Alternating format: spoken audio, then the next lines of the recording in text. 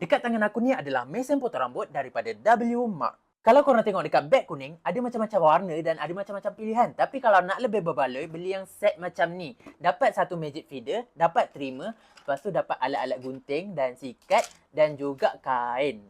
Kenapa produk ni sangat berbaloi untuk barber? Sini aku ceritakan. Okay, first kita tengok magic feather ni. Aku pilih warna merah sebab warna dia cantik gila. Lepas tu dia claim 7,500 RPM high speed rotated motor. Lepas tu dia stainless steel blade dan juga cord dan cordless use.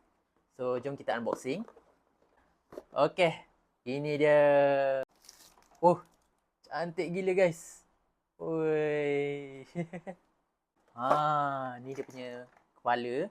Ada macam-macam saiz kepala. Lepas tu dia bagi lubricant. Lepas tu dia bagi berus. Kita nak tengok pula trimmer dia. Trimmer ni lebih kurang je macam fader tadi. Kotak dia memang betul-betul premium. Cantik gila kotak dia. Okay, ni trimmer dia. Lawa nak mampus weh. Trimmer dia pun macam-macam dia bagi. Kepala yang pelbagai saiz. Ini memang sangat sesuai untuk professional barber tau. Produk memang sangat berkualiti. Kita buka. Ada bacaan bateri kat bawah tu. Lepas tu korang tengok bilah dia. Style gila. Tunjuk contoh potong rambut. Okey, ni rambut. Lepas tu kita lalukan. Memang betul-betul tajam ya gini punya ni. Tengok. Cantik je potong. Nice gila.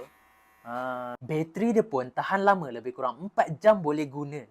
Nak pasang kepala dia mudah je, tinggal masukkan macam ni dan tolak sahaja. Dah pasang. Kalau korang beli satu set, korang akan dapat semua ni lengkap. Ada fader, ada trimmer, ada sikat, ada pencukur, lepas tu ada gunting, lepas tu ada kepala pelbagai saiz, ada sekali dengan kabel, lepas tu ada lubricant, lepas tu ada kain juga. Dah boleh buka kedai gunting rambut. Nanti kalau korang nak beli, aku dah sediakan dekat beg kuning.